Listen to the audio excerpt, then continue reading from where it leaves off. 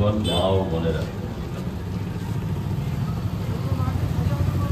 আপনারা শুনছেন আমাদের পার্টি ভারতের কমিউনিস্ট পার্টি মার্ক্সবাদীর পক্ষ থেকে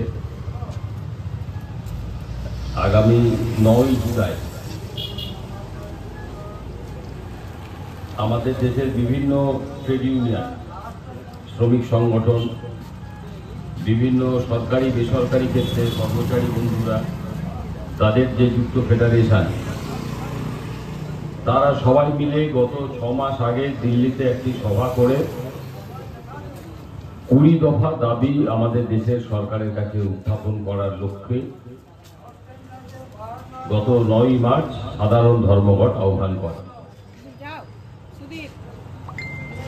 এখন আপনারা জানেন যে পহেলগাঁওয়ের যে ভয়ঙ্কর আক্রমণের ঘটনা ঘটে আর তাকে কেন্দ্র করে ভারত এবং পাকিস্তানের মধ্যে যে সম্পর্কের অবনতি হয়,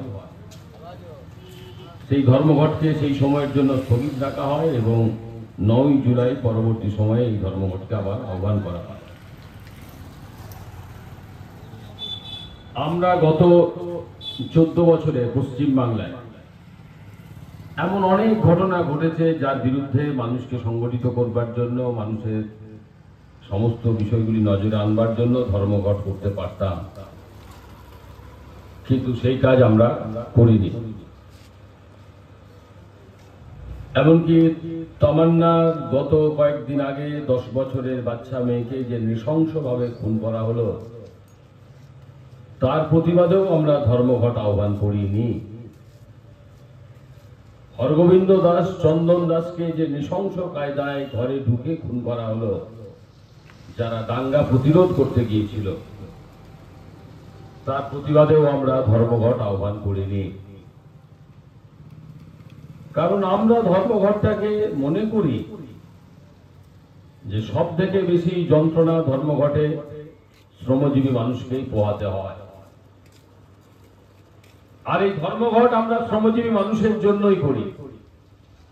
আমাদের দেশে আমরা যারা শ্রমজীবী মানুষের পর্যায়ে আছি, তাদের জীবনের লক্ষ্য পূরণ করবার জন্যই আমাদেরকে এই অস্ত্র ব্যবহার করতে হয়।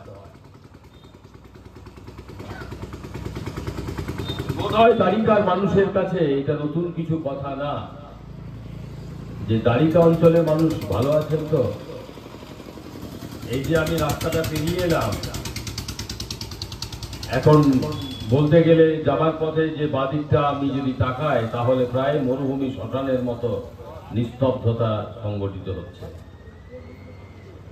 অথচ এই ধীরে ধীরে এই দ্বারিকা, যেটা কৃষি নির্ভর একটা অঞ্চল ছিল, সেটা পশ্চিম বাংলার মানচিত্রে শিল্প শহরে, শিল্পগঞ্জতে পরিণত হয় এবং পশ্চিম বাংলার শিল্পায়নের ম্যাপে দ্বারিকা অঞ্চল শিল্পাঞ্চল বলে আমাদের ম্যাপে সংগঠিত হয়। আমার কথা যারা শুনতে পাচ্ছেন, আমি সকলের কাছে এই কথা বলবো যে 34 বছর পশ্চিম বাংলায় একটা সরকার থাকার পর যে পরিবর্তন হয়, সেই পরিবর্তনের সরকারের বয়স এখন 14 বছর। আর দেশে যে সরকার চলছে, সেই সরকারটার বয়স হচ্ছে 11 বছর। আমি 34 বছরের যদি উদাহরণ অন্য কোনো ব্যাপারে না গিয়ে যদি আপনাদের সামনে বলি, তাহলে বোধহয় এমন কোন মানুষকে, যদি কোনো ব্যক্তি আমাদের সামনে চিহ্নিত করে যে 34 বছরে তার আর্থিক অবস্থা বা সামাজিক অবস্থা যে জায়গায় ছিল তার থেকে খারাপ হয়েছিল, 34 বছরে পশ্চিম বাংলায় এমন একটা পরিবারকে যদি আপনারা কেউ চিহ্নিত করতে পারেন যে যার পরিবারের অবস্থা 78 সালে যা ছিল, 2011 সালে তার থেকে খারাপ হয়ে গেছে, কিংবা এমন কোন গ্রাম গঞ্জ এলাকা যদি কেউ দেখাতে পারেন যে 34 বছর আগে 1977 সালে সেই গঞ্জ গ্রাম অত্যন্ত সমৃদ্ধ ছিল, বামফ্রন্ট আসার পর ধীরে ধীরে সেই গঞ্জ গ্রাম এলাকা ধ্বংসপ্রাপ্ত হয়েছে, খারাপ হয়েছে, এই উদাহরণ যদি কেউ পশ্চিম বাংলায়, আমি আবারও বলছি চ্যালেঞ্জ করে আমার কথা যারা শুনতে পাচ্ছেন, কোন তৃণমূলী কোন বিজেপি যদি শুনতে পান, তাহলে বিনম্র সঙ্গে তাদেরকে বলবো এই চ্যালেঞ্জ আমরা গ্রহণ করতে রাজি আছি। না, সেটা হয়নি। 34 বছরে তিল তিল করে মানুষের একটু একটু করে পায়ের তলে মাটি সংগঠিত হয়েছে।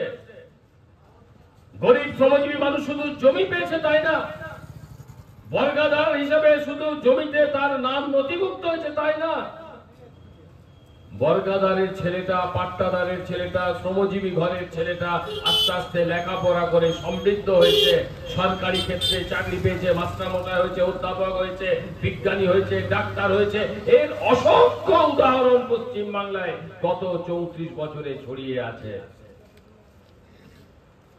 আমি বলছি আর অন্য কোথাও যেতে হবে না, 34 বছরে যে দ্বারিকা শিল্পাঞ্চলটা গড়ে উঠেছিল, আজকে সেই শিল্পাঞ্চলের মানুষরা কি নামে সব খ্যাত হচ্ছে। আমি যখন ছোট ছিলাম, আমার থেকে যারা সিনিয়র আছেন, বয়োজ্যেষ্ঠ মানুষ এখানে আছেন, তাদের অনেকে স্মরণে থাকবে। এটা একটা এলাকার পক্ষে ভালো না। পশ্চিম বাংলায় তখন কিছু গ্রাম ছিল, কিছু রাস্তার গন্ধ ছিল, কিছু এলাকা ছিল যেগুলো মানুষের মধ্যে আতঙ্ক তৈরি করত, ভয় তৈরি করত। সন্ধ্যের পরে ওই গ্রামের রাস্তা দিয়ে যাওয়া যাবে না, ওইদিকে বাস যাওয়া যাবে না, বিয়ে বাড়ির বাস গেলে পুলিশ ডাকতে হবে কিংবা গ্রামের লোককে বের করতে হবে ওই রাস্তাটা বের করে দেওয়ার জন্য। সে বীরভূমের দুবরাজপুরের জঙ্গল বলুন, বর্ধমানের ভাতার সংলগ্ন এলাকা বলুন, বাঁকুড়া সোনামুখী কিছু এলাকা বলুন, এগুলোকে চিহ্নিত করা হতো। এবং দুর্ভাগ্য যাই বলুন, সেখানে বাস করতেন যারা, তাদের কিছু অংশের মানুষ হচ্ছে সংখ্যালঘু সম্প্রদায়। সেই এলাকাগুলোকে সমাজের চোখে, মানুষের চোখে এইভাবে প্রতিপন্ন করা হয়েছিল কংগ্রেসের শাসন ব্যবস্থার মধ্য দিয়ে। পশ্চিমবাংলার বামপন্থীরা প্রথম দেখালো সেই অঞ্চলের গ্রাম, সেই অঞ্চল এলাকা, যা পরবর্তী সময়ে মানুষের অসংখ্য জীবনের লড়াইয়ে সমৃদ্ধ হয়েছে, বামপন্থীদের লড়াই আন্দোলনের মধ্য দিয়ে সমৃদ্ধ হয়েছে। গরিব মানুষের জমির অধিকার প্রতিষ্ঠার লড়াইয়ে সেই গ্রাম প্রাণ দিয়েছে, উজাড় করে তাদের ভালোবাসা দিয়েছে শ্রমজীবী মানুষের জন্য। এই উদাহরণ সারা পশ্চিম বাংলার অসংখ্য গ্রামগঞ্জে ছড়িয়ে আছে। এই ইতিহাসটা ভুলে যাবার না। এই গত কয়েকদিন আগে আমি পাত্রসাহের হাটে গিয়েছিলাম পার্টির জন্য অর্থ সংগ্রহে। এখান থেকে কিছু মানুষ গিয়েছিলেন, তারা আমাদেরকে বলছেন তারা সংখ্যালঘু সম্প্রদায়ের মানুষ, তার সঙ্গে বয়স্ক মানুষ যেমন আছেন, বেশ কিছু কম বয়সী ছেলে যাদের বয়স হচ্ছে বয়স 23-24 বছর বয়স। বলছে আমাদের গ্রামে একদিন মিটিং করুন, স্বপন বাবুদেরকে বলুন। আমি স্বপনদাকে বলছিলাম, এক আকুতি ভরা চোখ নিয়ে সেই কম বয়সী ছেলেগুলো বলছে আপনারা সহ্য করতে পারছি না, আমাদের গ্রাম্য পরিবেশটা এরকম ছিল না আগে। যেন আমাদের এলাকাটা শুধু ভোট দখলের জায়গাতে পরিণত হয়েছে, তৃণমূলের দয়ের ভিখারিতে পরিণত হয়েছে আমাদের গ্রামগুলো। যেন আমরা সহ্য করতে পারছি না দাদা, আপনারা আবার একটু জাগুন, আপনারা আমাদের সাথ দেন, আপনারা একটু আসুন।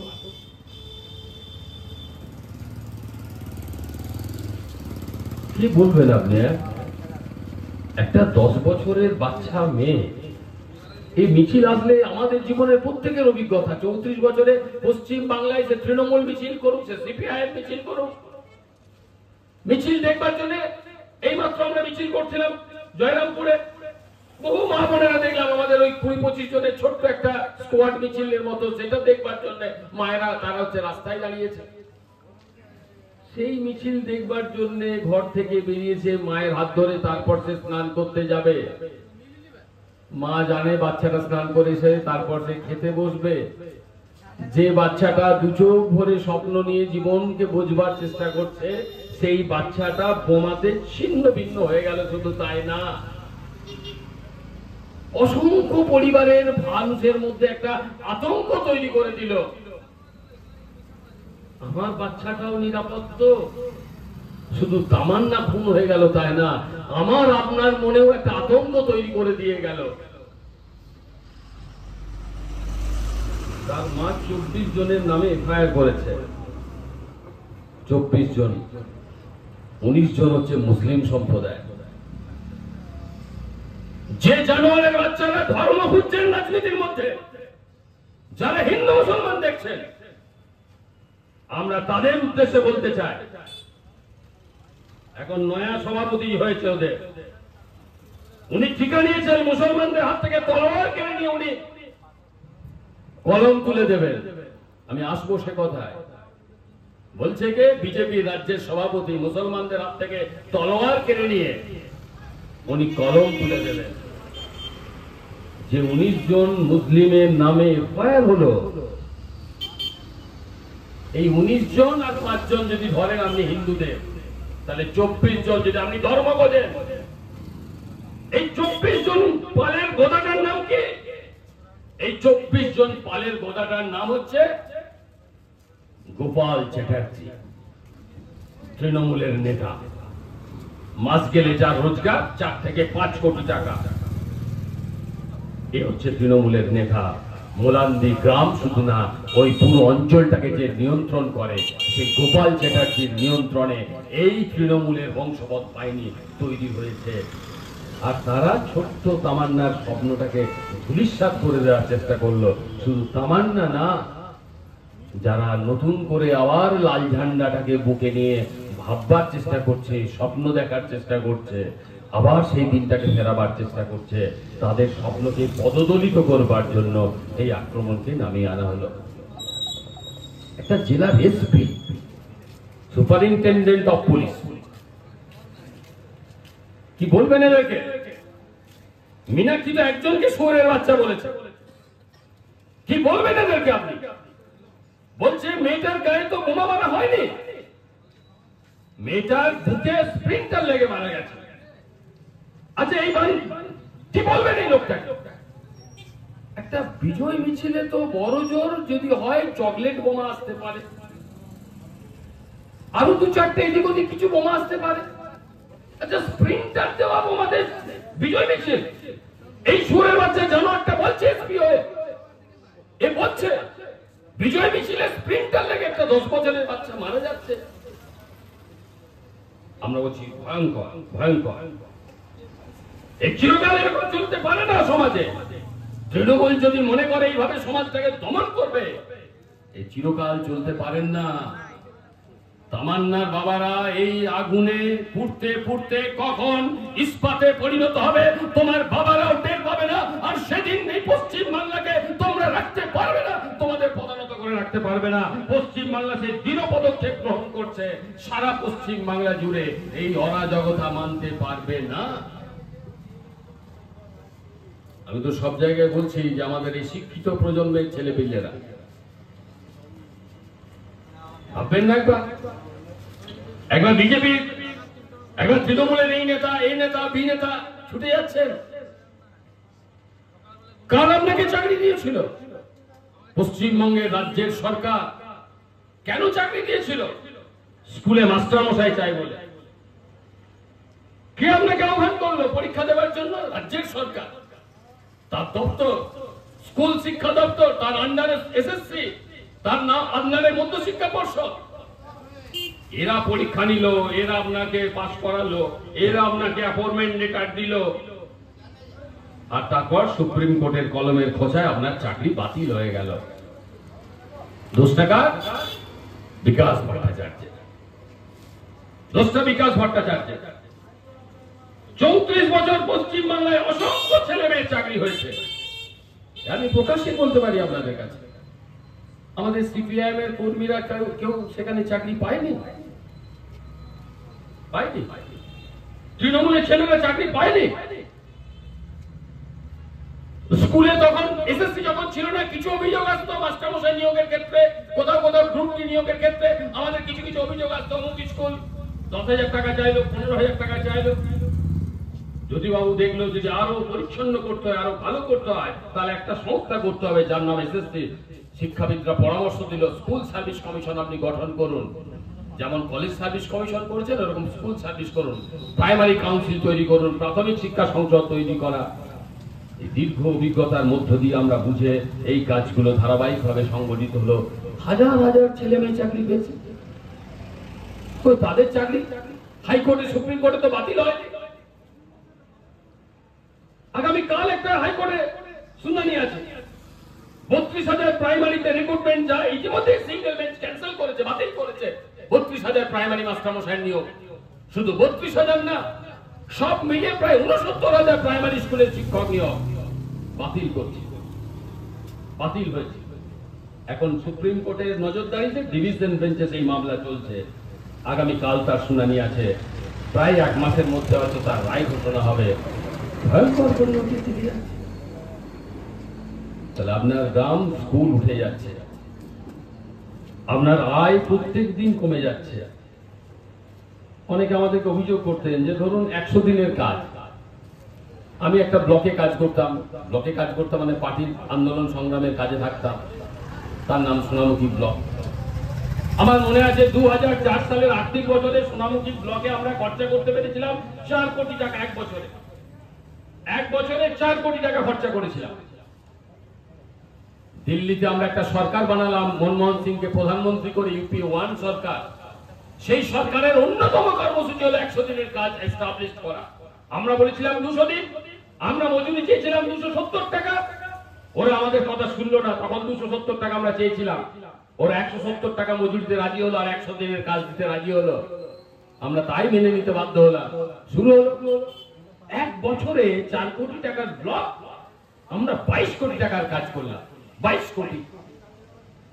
আচ্ছা, এই যে বিষ্ণুপুর ব্লকে যদি এই কোটি টাকার কাজ হয়, এই টাকা যদি গ্রামীণ গরিব মানুষ সেই কাজের অংশীদার হয়, তাহলে টাকাটা যাবে কোথায়? গায়ের গরিবের কাছে যাবে, গায়ের মানুষের কাছে যাবে।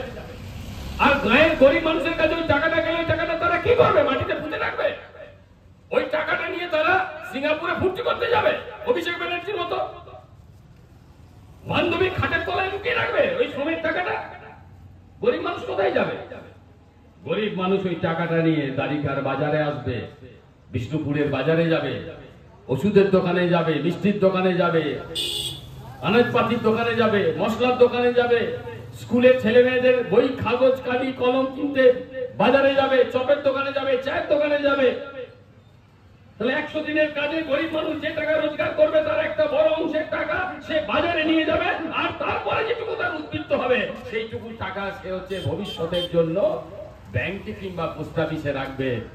তার ফলে ওই টাকাটা বকলমে আবার সরকারের কাছেই চলে যাবে, আমাদের দেশ সমৃদ্ধ হবে।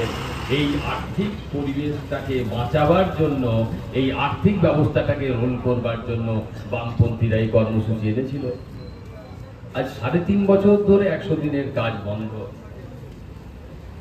বাঁচবে অর্থনীতি? এই গায়ের দোকান বাঁচবে?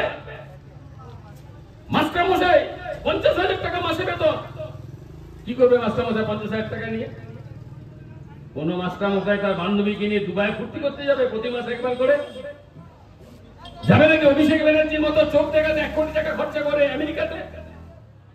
মাস্টারমশাই এই টাকার একটা বড় অংশই বাজারে খরচা করবে, কর্মচারীরা তার টাকার একটা অংশই বাজারে খরচা করবে। তার ঘরে রাজমিস্ত্রি লাগলে সেই রাজমিস্ত্রি যদি বলে মাস্টারমশাই আপনার ডিএটা বেড়েছে, আমাদেরকে 350 টাকা দিচ্ছিলেন, এখন 450 টাকা আমাদেরকে বেতন দিতে হবে, তখন মাস্টারমশাই ভাবতে বাধ্য হবে আমার বেতন বাড়ছে, তাহলে আমার এই কর্মচারীর বেতন কেন বাড়বে না? আমার ঘরের রাজমিস্ত্রির বেতন কেন বাড়বে না? তার ঘরে যে মাটা প্রত্যেকদিন সকাল থেকে 2 ঘন্টা শ্রম দিয়ে যায় তার বেতনটা কেন বাড়বে না? এই দাবি করে যখন তাকে আমরা দাবি করব, তখন বলবে হ্যাঁ সে তো ঠিকই, ওর বেতনটাও বাড়ানো উচিত। একটা অর্থনীতির সামঞ্জস্যপূর্ণ, পরলোকের অর্থনীতির মধ্যেই গরিবের যেটুকু সামঞ্জস্যপূর্ণ অর্থনীতি, এই কাজ হতে পারত। আজকে স্কুলের মাস্টারমশাই তার চাকরি খতম, প্রাইমারি স্কুলের মাস্টারমশাই তার চাকরি খতম, আর এই সব টাকার লুটের ভান্ডার হয়ে 1-2জনের অ্যাকাউন্টে জমা হচ্ছে, আর সেই টাকা দিল্লির বড় দাদার প্রধান্যতায় হয় সুইস ব্যাংক, নাহলে এখন আবার শুনছি সিঙ্গাপুরে এরকম ব্যাংক, এখন শুনছি দুবাই ওই রকম ব্যাংক, সেখানে গিয়ে টাকার পাহাড় জন্মাচ্ছে, কালো টাকার পাহাড় জন্মাচ্ছে, দেশটাকে ছিপড়ে বানিয়ে দিয়ে। আর এই লুটের টাকার কিছুটা ভাগ বাটোয়ারা ছড়িয়ে দিয়ে গরিব মানুষের মধ্যে শয়তান তৈরি করে মানুষের গণতান্ত্রিক অধিকারকে ধ্বংস করা হচ্ছে। নির্বাচনের সময় আমাদের গরিব পাড়ার মায়েদের, বোনেদের, সর্বস্তরের মানুষকে আক্রান্ত করবার জন্য এই শ্রমজীবী ঘরের ছেলেদেরকে ইনটক্সিকেটেড করে দিয়ে তারপর তার সমস্ত শ্রমটাকে, মেধাটাকে হাইজ্যাক করে নিয়ে সভ্য সমাজের মধ্যে তাকে ক্রিমিনাল তৈরি করার রাজনীতি কায়েম করছে।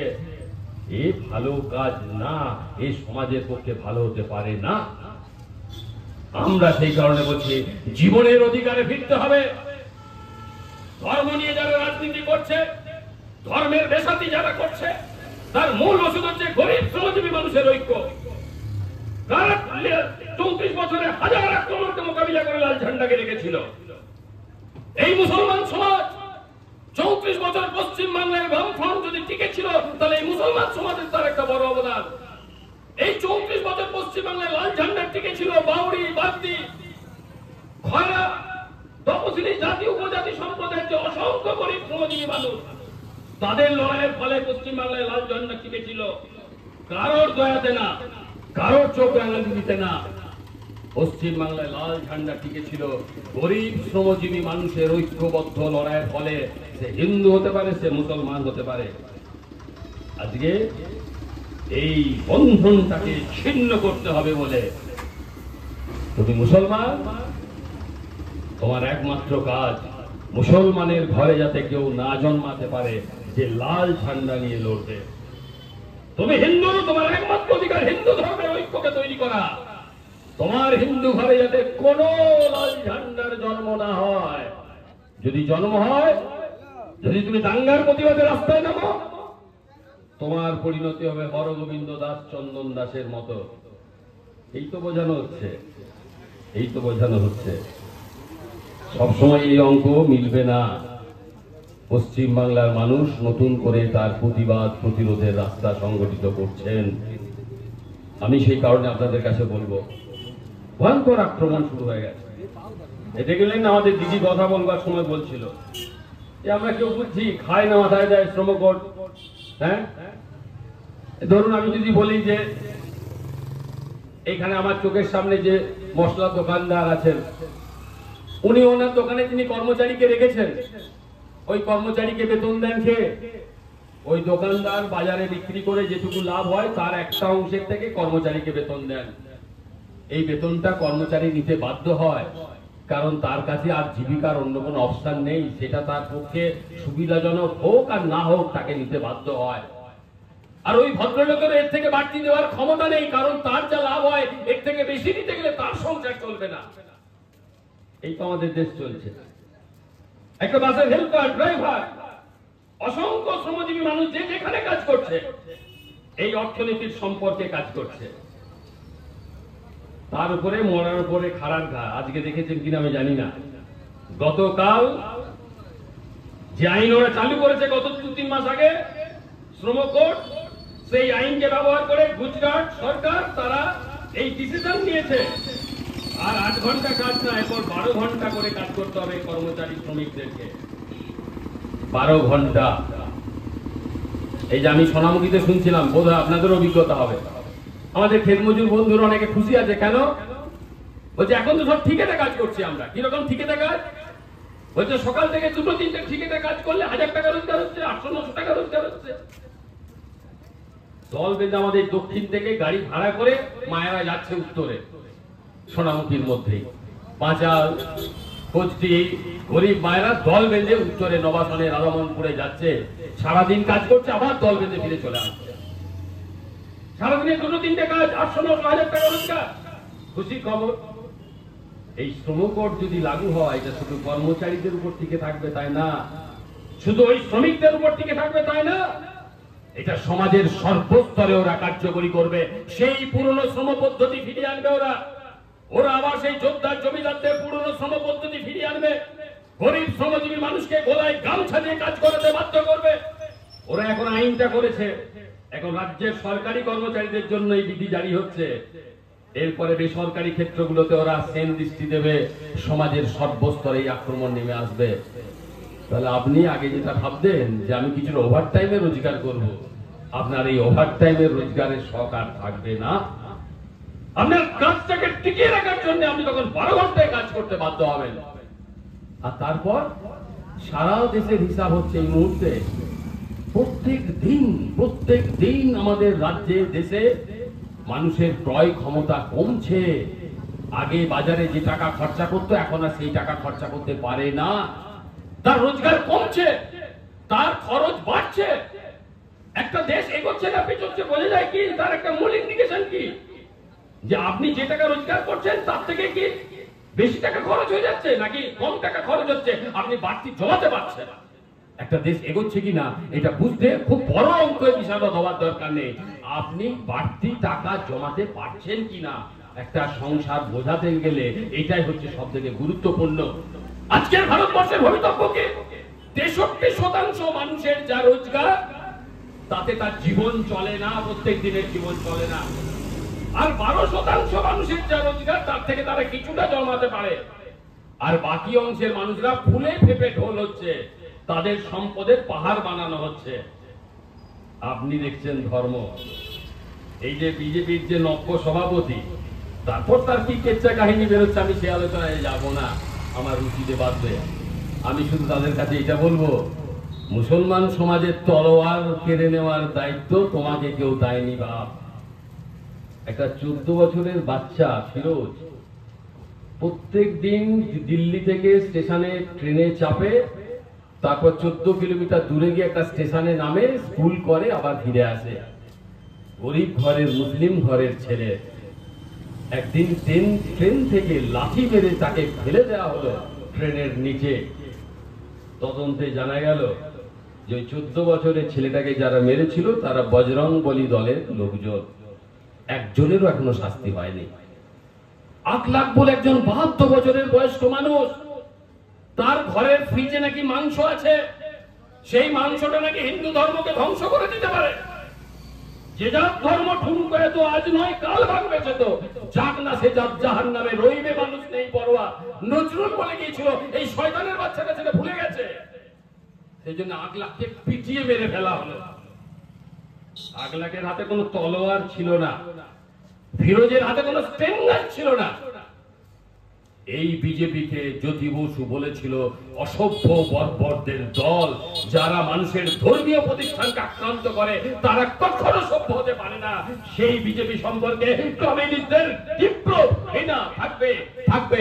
আমরা হিন্দু মুসলিম সর্বস্তরের মানুষের কাছে বলছি, যদি দেশ বাঁচাতে চান তাহলে এই বিষাক্ত কীটদের বিরুদ্ধে আপনাকে জিহাদ তৈরি করতে হবে। আর এই বিজেপি তৈরি করে দেওয়া পার্টি পশ্চিম বাংলায় যারা বিজেপির রাস্তা তৈরি করবার জন্য এখানে জন্মেছে, কারণ বিজেপি আসতে পারত না। 34 বছরে পশ্চিম বাংলায় একটা পঞ্চায়েতের সিট জিততে পারত না। আপনাদের স্মরণে থাকতে পারে এই অযোধ্যা গ্রাম পঞ্চায়েত একবার জিতেছিল বিজেপি কোন এক সময়। সারা বাঁকুড়া জেলার একটা পঞ্চায়েত, পশ্চিম বাংলার একটা পঞ্চায়েত সেই সময় জিততে পারেনি। পশ্চিম বাংলার একটা কাউন্সিলর জিততে পারত না, বড়বাজারের একটা দুটো সিট ছাড়া। বামপন্থীরা যেদিন থেকে একটু দুর্বল হলো সেই দিন থেকে ওদের ক্ষমতা বাড়লো, আর তৃণমূল তাকে সাদরে রাস্তা কেটে ঘরে ঢোকালো। বিজেপি আমার দেশের পক্ষে বিপজ্জনক, কারণ ধর্মের ভিত্তিতে এই রাজ্যটা ভাগ হয়েছে, আর তার ফলে বাংলা অনেক বড় আক্রমণের শিকার হয়েছে। আবার এই বাংলাটাতে যাতে ভাগ না করতে পারে তার জন্য এই ভয়ঙ্কর শক্তিকে পশ্চিম বাংলায় রাখা উচিত না। সেই জন্য জ্যোতিবাবু বলতেন, মমতার সব থেকে বড় অপরাধ এই রাজ্যে বিজেপিকে ডেকে নিয়ে আসা। আমি আপনাদের কাছে আহ্বান রাখবো, এই ধর্মঘটের মধ্য দিয়ে আমরা এই সব গরিবের ঐক্যকে সংগঠিত করতে চাই। হিন্দু মুসলিম নির্বিশেষে, বাউরি বাগদি সর্বস্তরের গরিব মানুষের আমরা ঐক্যকে সংগঠিত করতে চাই। আপনারা ধর্মঘটকে সেই আশীর্বাদের জায়গায় রাখবেন, সেই সমর্থনের জায়গায় রাখবেন। আমি শেষ করব এই কথা বলে, এটা ঠিক আমাদের এই পশ্চিম বাংলা দীর্ঘ লড়াই করে আমাদের সংগঠিত করতে হয়েছে। শ্রী চৈতন্য দেব থেকে শুরু করে, রামকৃষ্ণ দেব থেকে শুরু করে, আপনি যার কথা বলবেন, কবির থেকে শুরু করে, আপনি যাদের কথা বলবেন, লালনের গান থেকে শুরু করে, আপনি যাদের কথা বলবেন তাদের প্রত্যেকে রবীন্দ্রনাথ, পরবর্তী সময়ে আরো আপনি যাদের কথা বলবেন, প্রত্যেকের জীবনের মর্মবস্তু ছিল মানুষের ঐক্যের কথা।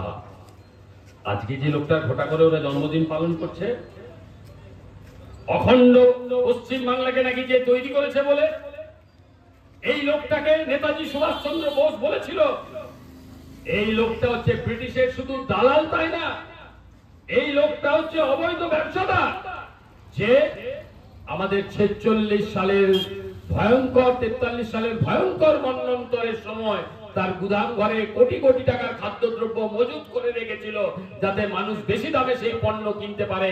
সেই শ্যামাপ্রসাদ মুখার্জি বাঙালির আদর্শ হতে পারে না, বাঙালির চোখের মণি হতে পারে না। পশ্চিম বাংলায় যদি আদর্শ হয়, মণি হতে হয়, তাহলে বেগম রোকেয়া বিবি আমাদের আদর্শ। পশ্চিম বাংলায় যদি আদর্শ হতে হয়, তাহলে পশ্চিম বাংলায় রবীন্দ্রনাথ আমাদের আদর্শ। পশ্চিম বাংলায় যদি আদর্শ হতে হয়, তাহলে কমরেড মুজাফফর আহমেদ আমাদের আদর্শ, কাজী নজরুল ইসলাম আমাদের আদর্শ। সেই কারণে আমি আবার আপনাদের কাছে আহ্বান রাখবো, এই সমগ্র পরিবেশকে যদি বাঁচাতে হয়, আমাদের যে ঐক্যের সুর আছে তাকে আপনারা ছিন্ন করতে দেবেন না। পশ্চিম বাংলায় আবার সার্বিকভাবে সমস্ত মানুষের এই ঐক্যের মধ্য দিয়ে এই আন্দোলন সংগঠিত হোক। ধর্মঘট আমাদেরকে সেই রাস্তা দেখাবে। সারা দেশ প্রস্তুত হচ্ছে, তালিকার শ্রমজীবী মানুষও সেই প্রস্তুতি নেবেন। এই আহ্বান রেখে আমাদের এই লড়াইকে সমর্থন জানাবেন। আর একবার আশা ব্যক্ত করে আমার কথা শেষ করছি। ইনকিলাব জিন্দাবাদ।